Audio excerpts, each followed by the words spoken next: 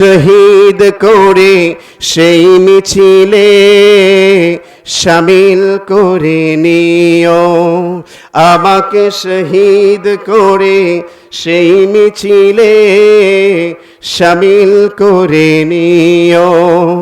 যেই মিছিলের নেতা আমির হামজা, খুবাইব খাব্বাব আল্লাহর ছিল যারা অতি প্রিয়, শামিল করে নিও, আমাকে শহীদ করে সেই মিছিলে শামিল করে নিও। যেই মিছিলের নেতা আমির হামজা, খুবাইব খাব্বাব আল্লাহর ছিল যারা অতি প্রিয়, শামিল করে নিও। জোরে কোন মারহাবা। কারণ ইমানের সাথে শহীদি মৃত্যুটা অনেক বড় একটা মৃত্যু, কারণ মরণ তো একদিন হবেই। এই মরণ যদি শহীদি মৃত্যু হয়ে যায় তাহলে সেটা হলো জান্নাতি মৃত্যু। জোরে বলি আল্লাহু আকবার। বাসার জায়গা মদিনা, ভালো লাগার জায়গা মদিনা, বলুন ভালোবাসার জায়গা মদিনা, ভালো লাগার জায়গা, বলুন বলুন, ভালোবাসার জায়গা মদিনা, ভালো লাগার জায়গা মদিনা। একটু একটু আওয়াজ দিয়ে ভালোবাসায় বলবেন, তাহলে ভালো হবে। একটু সুন্দর করে বলবেন, বলেন ভালোবাসার জায়গা মদিনা, ভালো লাগার জায়গা মদিনা। এত সুন্দর জায়গা কোথাও দেখি না, এত সুন্দর জায়গা কোথাও দেখি না, সাজিয়েছেন দয়াল রব্বানা ভালো লাগার জায়গা। আহা ভালোবাসার জায়গা মদিনা, ভালো লাগার জায়গা মদিনা। মদিনা শরীফে নূরের খাজিনা, মদিনা শরীফে নূরের খাজিনা, আশিক ছাড়া অন্য বুঝে না ভালো লাগার জায়গা। ভালোবাসার জায়গা মদিনা, ভালো লাগার জায়গা মদিনা। আমার জীবনে অনেক বেশি গুনাহ, আমার জীবনে অনেক বেশি গুনাহ, তাই হাবিবের কদম ছাড়ব না ভালো লাগার যায়। আহা ভালোবাসার জায়গা মদিনা। লিল্লাহিল আকরামিল্লাযী খালাকাল ইনসানা ওয়া কাররামা ওয়া আল্লামাহু মিনাল বায়ানি মা লাম ইয়ালাম। فسبحان الذي لا يحصى امتنانه باللسان ولا بالقلم. نشهد أن لا إله إلا الله وحده لا شريك له، الذي أرسله بالحق بشيرا ونذيرا وداعيا إلى الله بإذنه وسراجا منيرا. فقد قال الله تعالى في كلامه المجيد وفي فرقانه الحميد.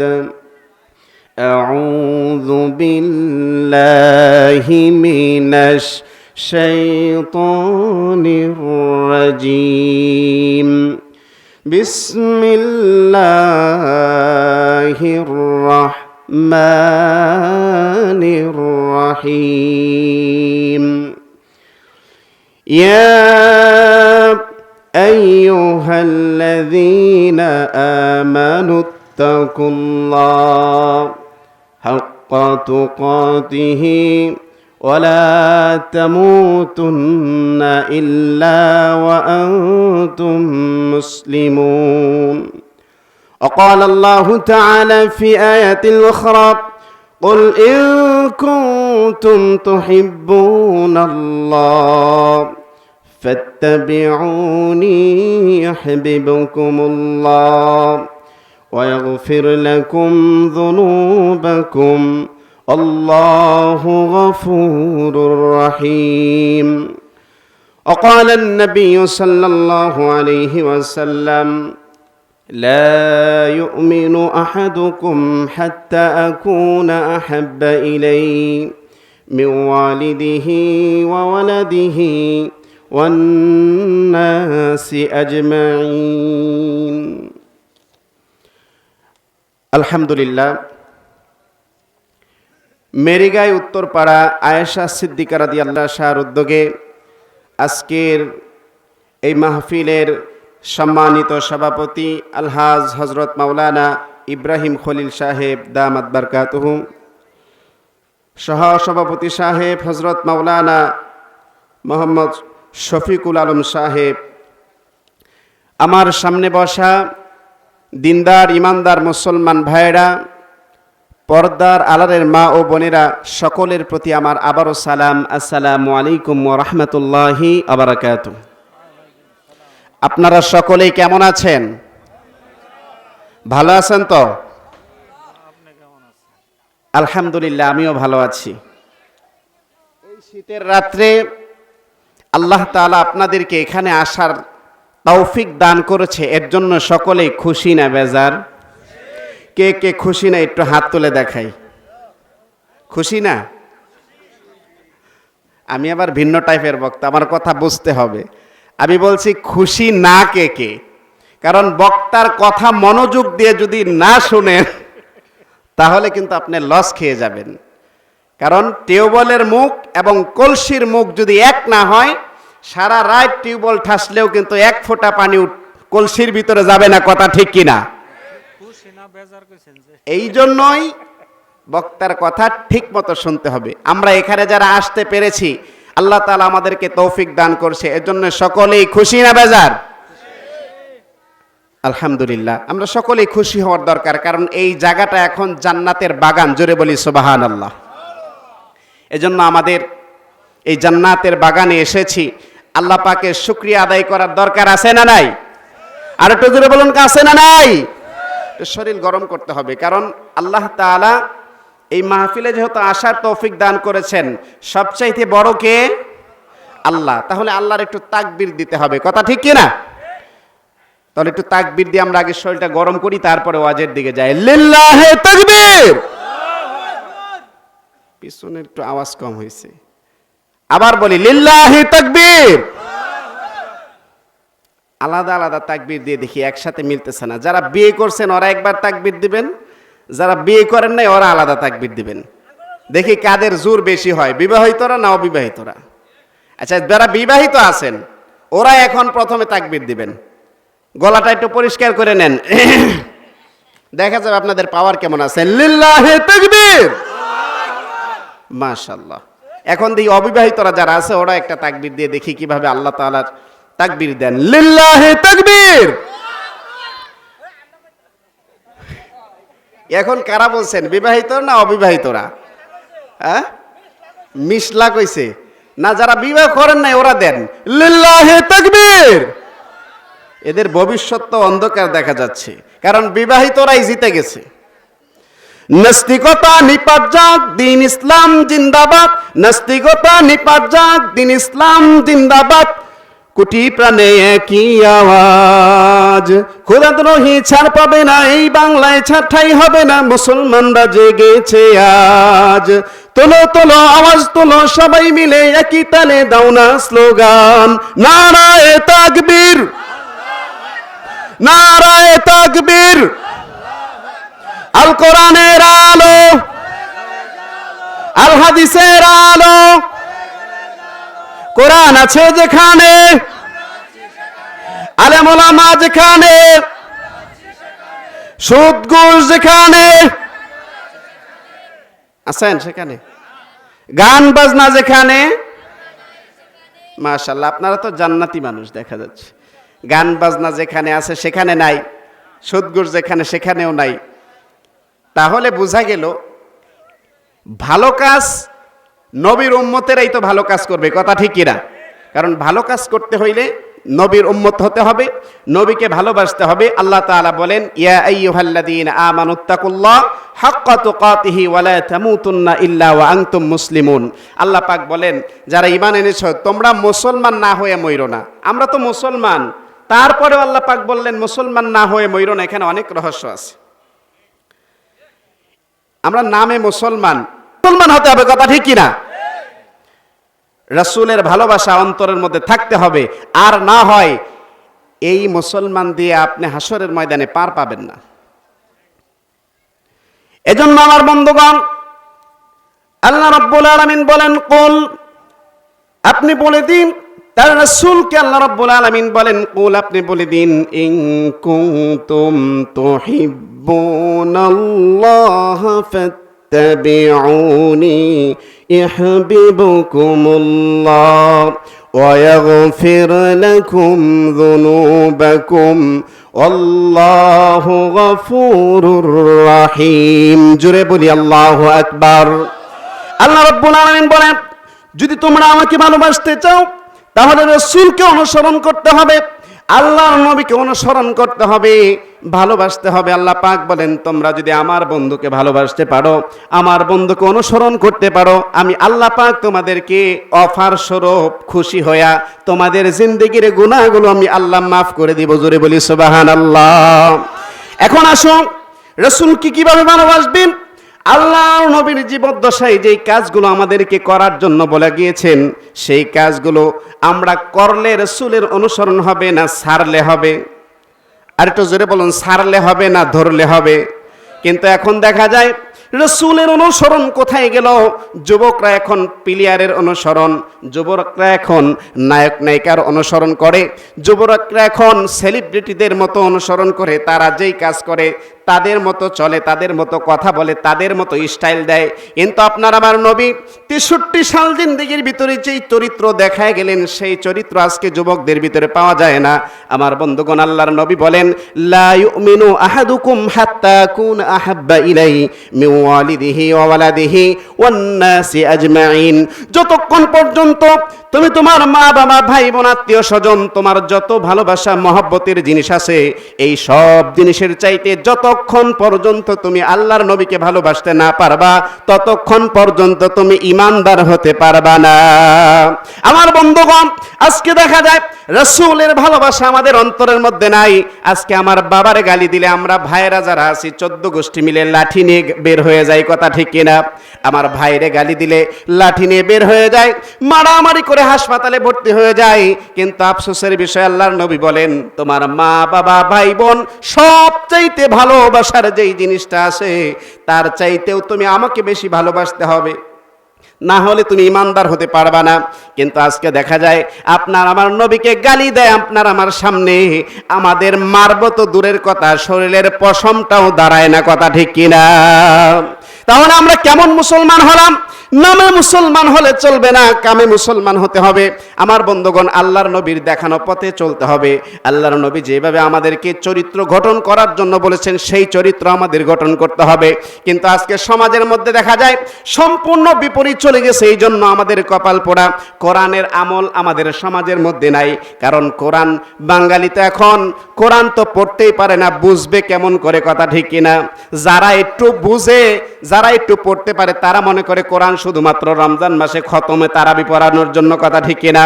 যারা একটু পড়ে বুঝে, যারা একটু পড়তে পারে, ওরা মনে করে তাকের মধ্যে রেখে দিব, এরপর রমজান মাস আসলে একটা দুইটা করে খতম দিব। এরপরে কিছু হুজুর আছে, ওরা মনে করে কোরআন মনে হয় নাজিল করেছে শুধুমাত্র তাবিজ করার জন্য, কথা ঠিক কিনা? কোরআন কি তাবিজের কিতাব নাকি? আল্লাহ রাব্বুল আলামিন বলেন, এই কোরআন হলো তোমার জীবনের গাইডলাইন। কারণ এই জীবনকে তুমি যদি পরিচালনা করতে চাও, কারণ বিজ্ঞান যদি একটা গাড়ি বানায় কিংবা মোবাইল বানায় কিংবা যে কোনো যন্ত্র বানায়, সেইটার গাইডলাইন হিসাবে একটা বই দিয়ে দেয়, কথা ঠিক কিনা? আল্লাহ রাব্বুল আলামিন এই মানুষকে সৃষ্টি করার পরে আল্লাহ রাব্বুল আলামিন এই পবিত্র কোরআন এমনভাবে আল্লাহ পাক নাজিল করেছে আমাদের জীবনের গাইডলাইন হিসাবে। কারণ আপনার জন্ম থেকে মৃত্যু পর্যন্ত যা কিছু আছে সব কিছু কোরআনে আছে না নাই? আর একটু জোরে বলুন, আছে না নাই?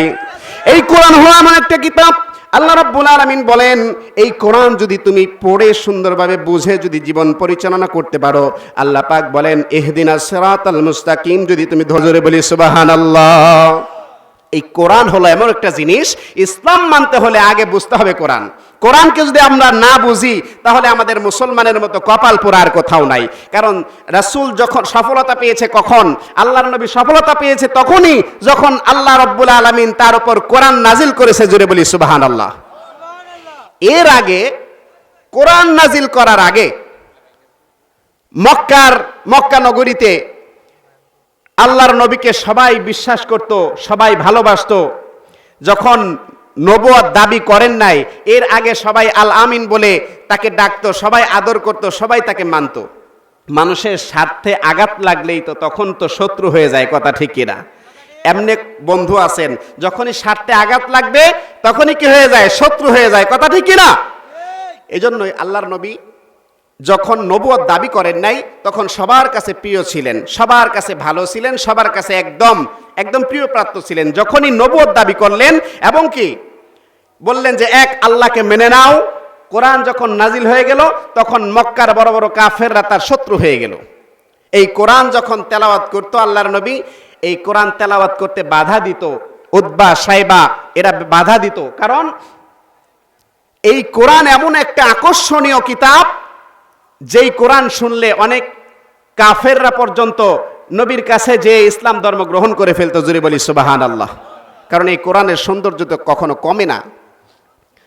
আমার বন্ধুগণ, যখন আল্লাহর নবী খানায় কাবার হাতিমে কোরআন তেলাওয়াত করতেন, আবু জাহেল, উতবা সাইবা এরা চিন্তা করলো, এহারে এত সুন্দর কোরআন, এত সুন্দর কোরআন যে কবিতার চাইতেও আরো সুন্দর লাগে, আকর্ষণ লাগে।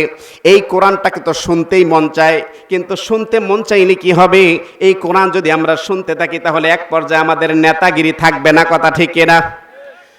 তারা বলে এই কবিতা তো অন্যরকম কবিতা, এই কবিতা এরকম কবি আমাদের কবির মতো না, এটা এমন একটা সুন্দর কবিতা, এইটা যদি আমরা এভাবে শুনতে থাকি তাহলে আমাদের নেতাগিরি থাকবে না। অনেক কিছু জানার পরেও একঘেয়ামি করে।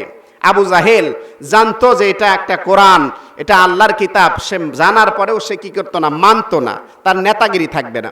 আমার বন্ধুগণ, যখন আল্লাহর নবী কোরআনুল কারীমের তেলাওয়াত করতেন, আবু জাহেল, উতবা সাইবা তারা লুকায় লুকায় কোরআন শুনতো এবং কি অন্য কাফেররাও লুকায় লুকায় কোরআন শুনতো।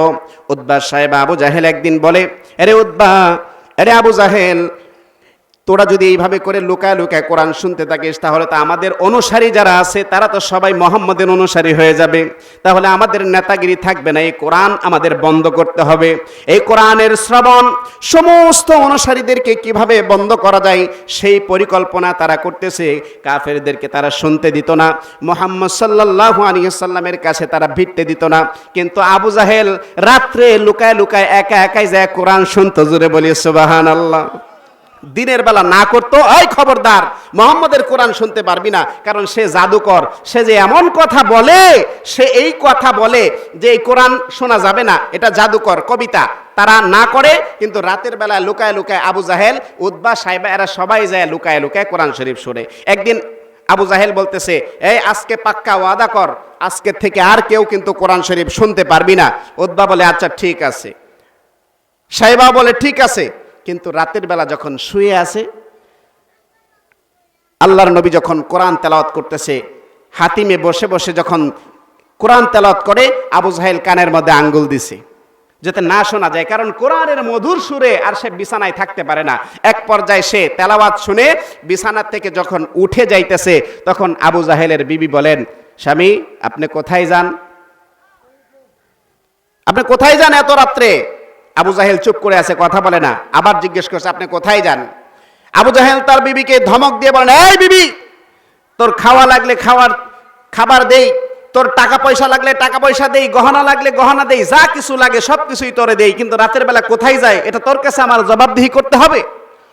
তার বিবি বলেন, আপনি না বললেন তারপরে আমি জানি আপনি কই যান। কয় কি রে, কেমনে জানে? সে যে কোরআন শুনতে যাবে, তার বিবি বলতেছে, আপনি জানি আমি আপনি কার কাছে যাবেন? বলে হ্যাঁ, কার কাছে যাব বলো তো দেখি? তুমি তো জানবাই, মানে একটু দরা খেয়ে গেছে তো, বলে তুমি তো জানবাই, কার কাছে যাও? বলে আমি জানি আপনি আমার মতো একটা সুন্দরী স্ত্রী রেখে বিছানার মধ্যে রেখে আপনি এই গভীর রাত্রে অন্য কোথাও যান না, আপনি আব্দুল্লাহর বেটা মুহাম্মদের কোরআন শোনার জন্য যান। জোরে বলি আল্লাহু আকবার। তখন আবু জাহেল বলে মুখের মধ্যে চাপ দিয়ে ধরছে, খবরদার এই কথা আর কারো কাছে বলবা না, কোনোদিন বলবা না, কারণ সে তো লিডার, সেই যদি কোরআন শুনতে যায় আর তো কেউ মানবে না। আমার বন্ধুগণ, আবু জাহেল চুপি চুপি রাত্রের বেলা কোরআন শোনার জন্য যখন চলে গেল, উতবা সাহেবা তারাও মনে করলো আজকে তো আবু জাহেল কড়া নজর দিয়ে কড়া হুকুম দিয়েছে, আজকে কেউ যেন কোরআন শুনতে না যায়। উতবা বলে আজকে আমি একাই যাব, আর তো কেউ আসবে না, লুকায় লুকায় কোরআন শোনার জন্য যাচ্ছে। সাহেবা একই কথা বলেন, আজকে তো আবু জাহেলও আসবে না, উতবাও আসবে না, আমি একা একাই যাব কোরআন শোনার জন্য। কিন্তু তিনজনই কিন্তু লুকায় লুকায় যাচ্ছে। রাতের অন্ধকারে যখন কোরআন শোনার জন্য গিয়েছে, তিনজনের মাথা একসাথে বাড়ি খেয়েছে। তিনজন একসাথে হয়ে বলে, হ্যাঁ আবু জাহেল তুমি এখানে, এই উতবা তুমি এখানে, সাহেবা তুমি এখানে, বলে আপনি এখানে কি করেন? আবু জাহেলকে বলে আপনি লিডার হয়ে এখানে কি করেন? আবু জাহেল ডাক দিয়ে বলে, আরে উতবা, আমার জীবন যার হাতে, ওর কসম করে বলি, আমি যখন রাতের বেলা শুয়ে থাকি, মোহাম্মদ যখন আব্দুল্লাহর বেটা মোহাম্মদ যখন কোরআন তেলাওয়াত করে, ওরে বিশ্বাস করো উতবারে, আমার পাশে যে সুন্দরী বিবিটা ঘুমায় থাকে, আমি আমার বিবির কথাও ভুলে যাই। জোরে বলি আল্লাহু আকবার। কারণ কোরআন এমন একটা আকর্ষণীয় জিনিস, এই কোরআন এমন একটা জিনিস, এই কোরআন শুনে ঈমান বেড়ে যায়। আল্লাহ পাক বলেন, وَإِذَا قُرِئَ عَلَيْهِمُ الْقُرْآنُ فَاسْتَمِعُوا لَهُ وَأَنصِتُوا لَعَلَّكُمْ تُرْحَمُونَ।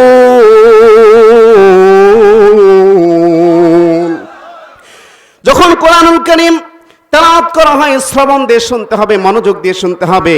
কাফেররা চিন্তা করে দেখলো, উতবা সাহেবা দেখে না না সমস্ত মানুষেরা কোরআনের দিকে আকর্ষণ হচ্ছে, তারা আবার মিটিং করলো, এই মুহাম্মদের কোরআন বন্ধ করতে হবে। তারা যদি চিন্তা করে তখন ঘোষণা দিয়ে দিলে কোরআন শুনলে আমাদের নেতাগিরি চলবে না। ওই কাফেররা তখন কি বলল, আল্লাহ রাব্বুল আলামিন কোরআনুল কারীমের ভিতরে জানিয়ে দিলেন। ওই কাফেররা বলে, وقال الذين كفروا لا تسمعوا لهذا القرآن والغوا فيه لعلكم تغلبون। জোরে বলি আল্লাহু আকবার। কোরআন শোনা যাবে না, কোরআন যদি শুনে যায় তাহলে তারা আমাদের উপর বিজয় হয়ে যাবে, আমরা পরাজিত হয়ে যাব, কোরআন শুনতে দেওয়া যাবে না। আল্লাহ রাব্বুল আলামিন এই কোরআনুল কারীমের এমন মাধুর্য দিয়েছেন, অন্যান্য কাফের মুশরিকরা এই কোরআনের দিকে আকর্ষিত হয়ে তারা ইসলাম ধর্ম গ্রহণ করতেছিল। আমার বন্ধুগণ, এই কোরআন আমরা আজকে বুঝি না বিদায় আমাদের কপাল পোড়া। এই কোরআন আমরা সংসদেও নিতে চাই না, আমরা শুধুমাত্র মসজিদের মধ্যে রেখে দেই। কারণ ওয়াজ কি করব, ওয়াজ তো আসলে বোঝার দরকার, ওয়াজ যদি না বুঝেন তাহলে হবে না। কোরআন এমন একটা জিনিস, যদি ওয়াজে উঠার আগেই এক জায়গায় মাহফিলে গেছি, যে ওয়াজে উঠার আগে কানে কানে বলতেছে, জানি না কে, একজন সাধারণ মানুষ এসে বলতেছে, হুজুর রাজনীতির আলোচনা কইরেন না। আচ্ছা, রাজনীতির আলোচনা কইরেন না। আচ্ছা, একটা জিনিস আপনাদের আজকে ক্লিয়ার করে দিয়ে যাই, রাজনীতি বলতে কি বুঝেন? রাজনীতি হলো কি জানেন? রাজনীতি হলো রাজার নীতি। রাজনীতি হলো কি, এই কথা বলে না, আমার কথা কি বুঝেন না? রাজনীতি হলো কি? আরে ভয় পান নাকি? ভয় পান? ভয় পাইতে হবে কাকে? যাদের হৃদয়ে আছে আল্লাহর ভয়, তারা কভু পথ ভুলে যায় না। বলুন, যাদের হৃদয়ে আছে আল্লাহর ভয়, তারা কভু পথ ভুলে যায় না। আল্লাহর প্রেম ছাড়া আর আল্লাহর প্রেম ছাড়া আর কিছু চাই না। যাদের হৃদয়ে আছে আল্লাহর ভয়, তারা কভু পথ ভুলে যায় না। আল্লাহর প্রেম ছাড়া আর কিছু কোনো কিছু চাই না। কথা ঠিক কি না? রাজনীতি বলতে আমরা কি বুঝি? আসলে বক্তাদেরকে একটা টর্চার করা হয়।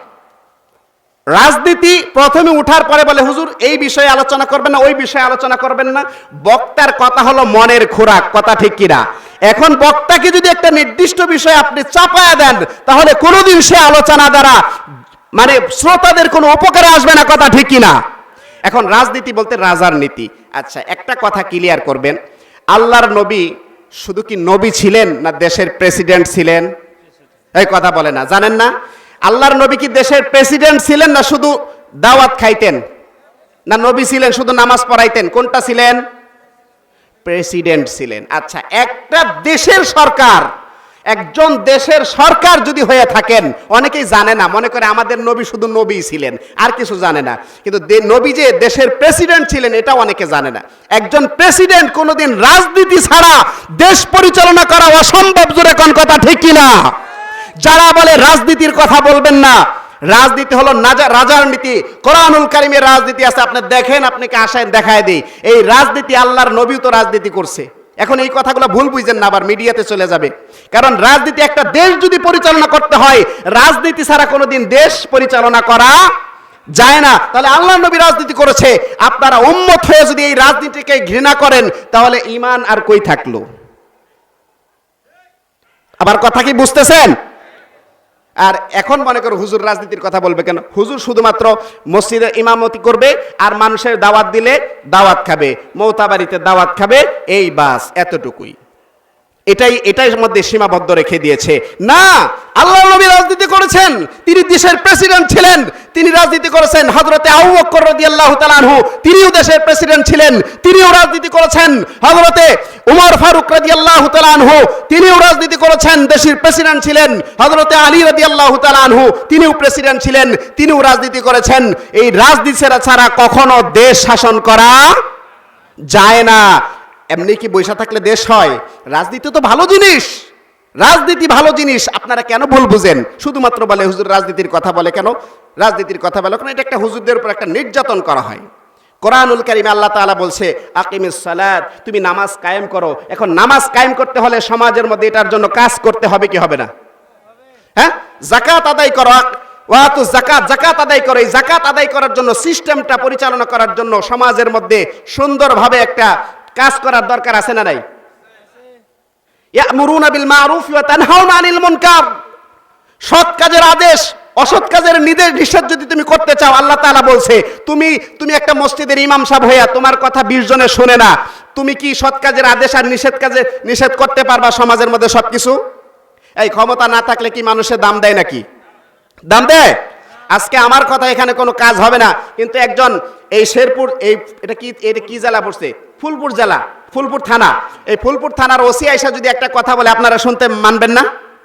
হ্যাঁ, ক্ষমতা আছে বেটার, ক্ষমতা থাকলে সবকিছু করা যায়। এখন একজন ইমাম সাহেবকে মসজিদের মধ্যে বসায় রাখছেন, এই মসজিদের মধ্যে বসায় রেখে 20 জন মুসল্লিও তার কথা শুনে না, শুধু দাওয়াত দেয় আর শুধুমাত্র কি করে? নামাজ পড়ে, বাস এতটুকুই। আবার সুযোগ পাইলে ইমাম সাহেবরে জারিও দেয়, কারণ অনেক মসজিদের কেশিয়ার সেক্রেটারি আছে, বউ এর সাথে রাগ কইরে আয়াও ইমাম সাহেবের সাথে রাগ জারে, কথা ঠিক কিনা? আমি দেখছি নিজে, কারণ সারা বছর ইমামরা নির্যাতিত, সারা বছর ইমামরা নির্যাতিত। এই বছরে একবার মাহফিল করে, এইখানে আইনা বক্তাদেরকে দিয়ে দিবে 50,000 1 লাখ টাকা পর্যন্ত দিয়ে দেয়। যেই লোকটা সারা বছর মুসল্লিদের সুখে দুঃখে এলাকায় থেকে রাত্রে 12টার সময় আপনার সন্তানের পেটে ব্যথা হইলে ওই ইমাম সাহেব ঘুম ভাঙ্গে যায়, ডাক দিয়া আপনার ছেলেরে যায় ঝাড়ফুঁক করে দেয়, কথা ঠিক কিনা? ওই লোকটার সারা মাস গেলে আপনার বেতন পায় মাত্র 4-5 হাজার টাকা, তারপরেও বেতন বাকি থাকে 2 মাস 3 মাস, কথা ঠিক কিনা? কিন্তু বছরে একবার মাহফিল আইনে এক বক্তারে দিয়ে দিলেন 50,000 টাকা। এইটার চাইতে আপনার ইমাম সাহেবরে আগে কদর করেন, তাহলে আল্লাহ তাআলা ওই এলাকার উপর রহমত নাজিল করবে, জোরে কোন কথা ঠিক কিনা?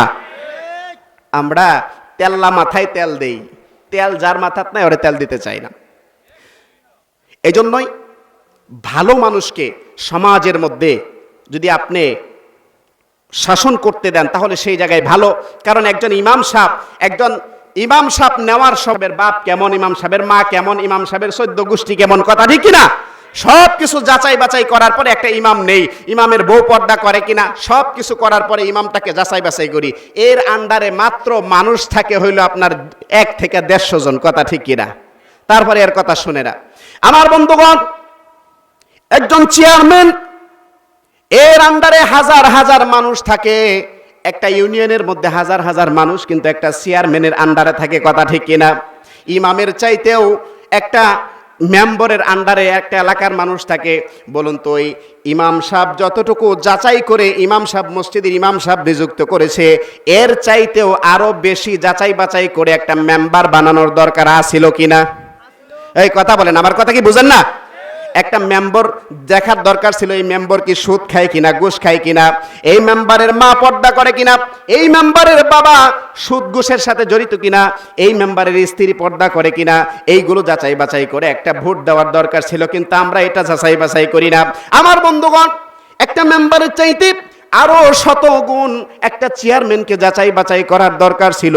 একটা চেয়ারম্যানকে যাচাই বাছাই করে যে তার স্ত্রী পর্দা করে কিনা, তার বংশ কেমন, তার বাবা 5 ওয়াক্ত নামাজ পড়ে কিনা, চেয়ারম্যান 5 ওয়াক্ত নামাজ পড়ে কিনা, চেয়ারম্যান কি ভালো মানুষ কিনা, এই সমস্ত যাচাই বাছাই করে আমরা চেয়ার বানানোর দরকার আছিল না নাই? এই কথা বুঝেন না? আছিল না নাই? এর চাইতেও এই চেয়ারম্যানের চাইতেও আর 1000 গুণ যাচাই বাছাই করে একটা এমপিকে যাচাই বাছাই করার দরকার ছিল। এমপি সাহেব কি 5 ওয়াক্ত নামাজ আদায় করে কিনা, এমপি সাহেবের বাবা কেমন মানুষ, এমপি সাহেব কি সুদ ঘুষের সাথে জড়িত আছে কিনা, এমপি সাহেব কি অন্যের টাকা মেরে খায় কিনা, এমপি সাহেব কি সমাজের মধ্যে জুলুম করে কিনা। কারণ একটা এমপির আন্ডারে হাজার হাজার লক্ষ লক্ষ মানুষ থাকে। জোরে কোন কথা ঠিক কিনা? আমার বন্ধুগণ, আজকে সমাজের মধ্যে এই সমস্ত লোকমা নাই, এই সমস্ত যাচাই বাছাই নাই। ইমাম সাহেব একটা ভুল করলে একজন রিক্সা চালক সূরা ফাতিহা ঠিক মতো পারে না, সেও যায় লোকমা মারে। কথা ঠিক কিনা? নামাজের মধ্যে একটু ভুল করলে বলে আজকে সুযোগ পাইছি ইমাম সাহেবের, আল্লাহু আকবার আল্লাহু আকবার, একসাথে 10-12 জন লোকমা মারে। কথা ঠিক কিনা? কিন্তু একজন মেম্বার ভুল করলে কয়দিন যায় লোকমা দিছেন? একজন চেয়ারম্যান ভুল করলে কয়দিন যায় লোকমা দিছেন? একজন এমপি ভুল করলে আপনি কয়দিন যায় লোকমা দিছেন? আমার কথা কি খারাপ লাগতেছে আপনাদের? আমি বাস্তব কথা বলি, আমি ভয় পাই না। যতদিন পর্যন্ত এই নাকের ডগায় আল্লাহ তাআলা দম দিয়েছে, ততদিন পর্যন্ত এই দিন কায়েমের জন্য আল্লাহর কথা বলে যাব। এই কোরআনুল কারীমের ভিতরে যেই সমস্ত কথাগুলো বলেছেন, এই সমস্ত কথাগুলো আমাদের বলার দরকার। আল্লাহ তাআলা বলেন, তুমি সত্যকে কখনো গোপন করো না, তুমি অর্ধেক বলবা অর্ধেক বলবো না। এই রকম হুজুর হওয়ার দরকার নাই। ওইগুলো হলো গুল আলু মার্কা হুজুর। কথা ঠিক কিনা?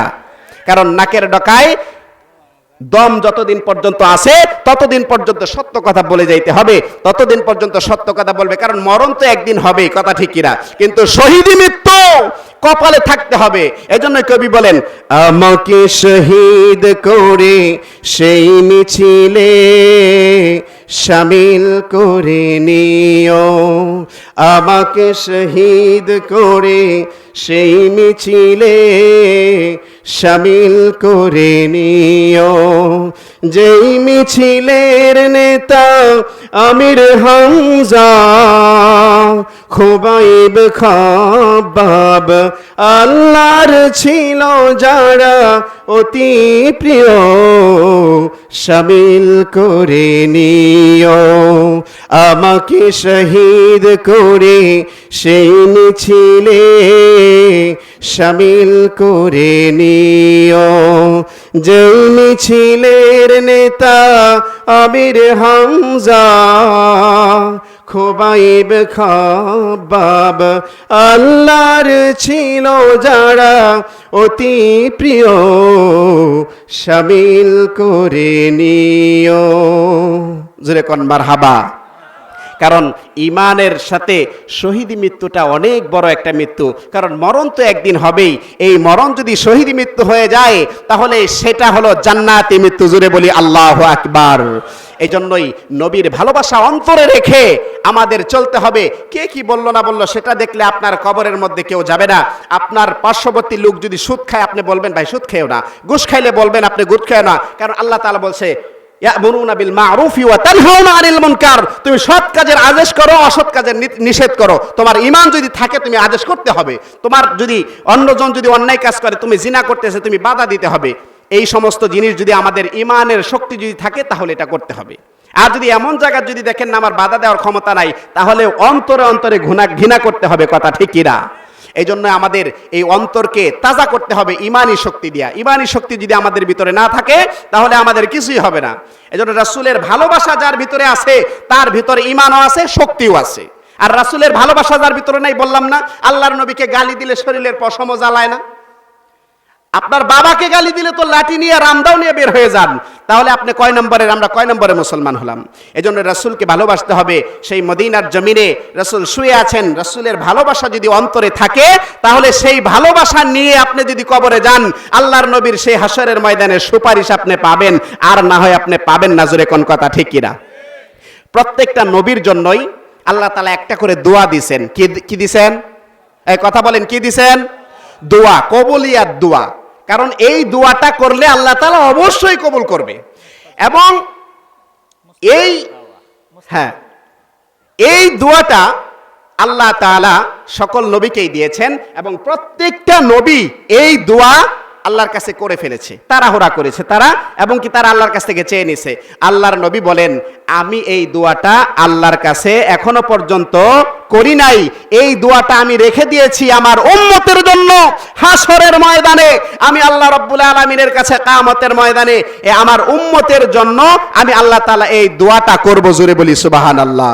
আর এই দোয়াটা তাদের জন্যই কাজে লাগবে যারা আমার উম্মত হয়ে আমার দেখা পথ অনুসরণ করবে, যারা আল্লাহর সাথে শিরিক করবে না, যারা আল্লাহকে শিরিক করবে না, একমাত্র আল্লাহকে যারা বিশ্বাস করবে, একমাত্র আল্লাহ তাআলাকে ভয় করবে।